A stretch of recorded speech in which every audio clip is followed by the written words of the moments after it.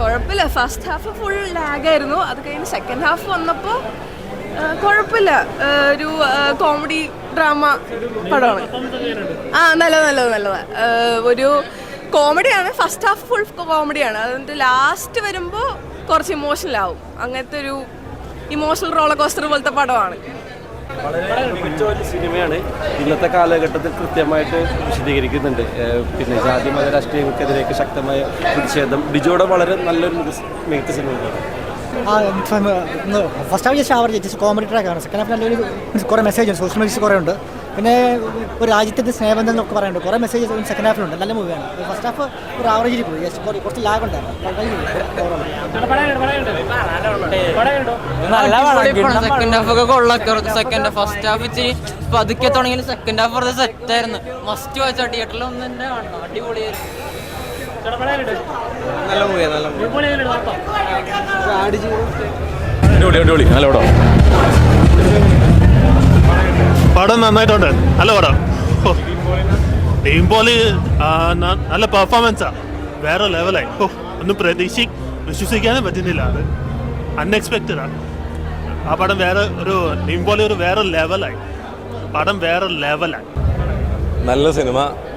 ഷാരിസ് മുഹമ്മദ് പറഞ്ഞതുപോലെ ഈ പടത്തിൻ്റെ തിരക്കഥയാണ് ഈ സിനിമയുടെ നട്ടെല്ല്.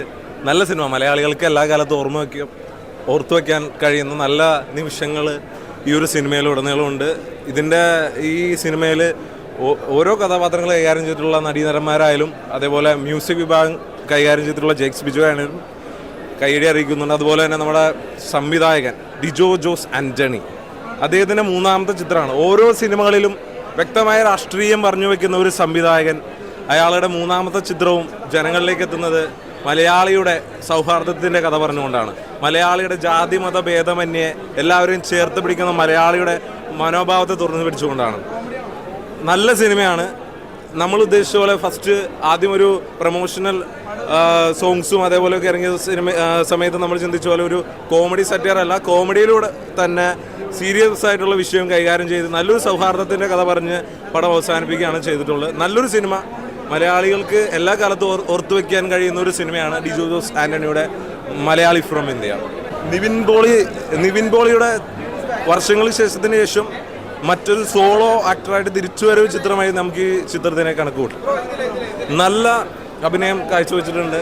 കോമഡി എലമെൻസിൽ നിവിനെ വെല്ലാൻ മലയാള സിനിമയിൽ യൂത്തന്മാരിൽ ആരും ഇല്ലാന്ന് തന്നെ നമുക്കറിയാവുന്നതാണ്.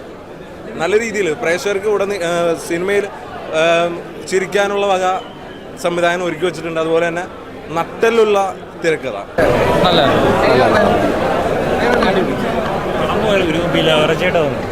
തിയേറ്ററിൽ നിന്ന് തല കുമ്പിടാതെ വരാമെന്ന് പറഞ്ഞ ഡയറക്ടർ പറഞ്ഞായിരുന്നല്ലോ. എനിക്ക് അങ്ങനെ പേഴ്സണലി തോന്നിയില്ല. പടം എനിക്ക് കുറച്ച് എവിടെ നിന്ന് തുടങ്ങി എവിടെ പോയി അവസാനിച്ചൊരു പടം പോലെ തോന്നിയത്.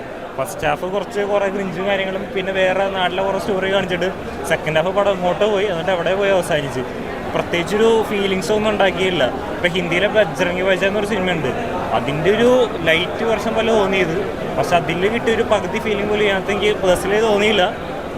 ഫസ്റ്റൊക്കെ എവിടെ നിന്നോ എന്തൊക്കെയോ കാണിച്ചു, നാട്ടിലെ കുറേ രാഷ്ട്രീയമൊക്കെ കാണിച്ചു. പക്ഷേ സെക്കൻഡ് ഹാഫിൽ വന്നപ്പോൾ അതെല്ലാം മറന്ന് വേറെ എന്തൊക്കെയാണ് കാണിച്ചത്.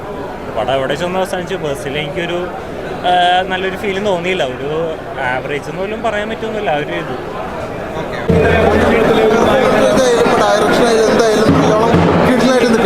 പിന്നെ ഇതിൻ്റെ ഫസ്റ്റ് ഹാഫ് എന്ന് പറഞ്ഞാൽ ഒരു ഗ്രാമീണ നാട്ടുമ്പുറത്ത് ജോലിയില്ലായ്മയായിട്ട് നമ്മുടെ രണ്ടുപേര് അത് പാർട്ടിക്കാരനോ അങ്ങനത്തെ രീതിയിലാണ് വന്നത്. അതൊക്കെ രസമായിട്ട് അതായത് എല്ലാ തരം പാർട്ടീനെയും ഇതിൽ ചെറുതായിട്ട് കൊണ്ടുവന്നിട്ടുണ്ട്. അത് വേറെ വേറെ പേരുകളിലായിട്ട് വന്നതാണ്. പിന്നെ സെക്കൻഡ് ഹാഫ് എന്ന് പറഞ്ഞാൽ സെക്കൻഡ് ഹാഫ് തുടങ്ങുന്നത് തന്നെ ആടുജീവിതം സിനിമയുടെ ചെറിയൊരു കട്ടായിട്ട് വന്നിട്ടുണ്ട്. ആടുജീവിതം പോലെയല്ല, അതേപോലെ സീരിയസ് കഥയല്ല. ഇതൊരു കോമഡി ട്രാക്കിൽ പോണത്. പിന്നെ ക്ലൈമാക്സ് ആയപ്പോൾ നിവിൻ പോളിയുടെ ഗംഭീര പെർഫോമൻസ്.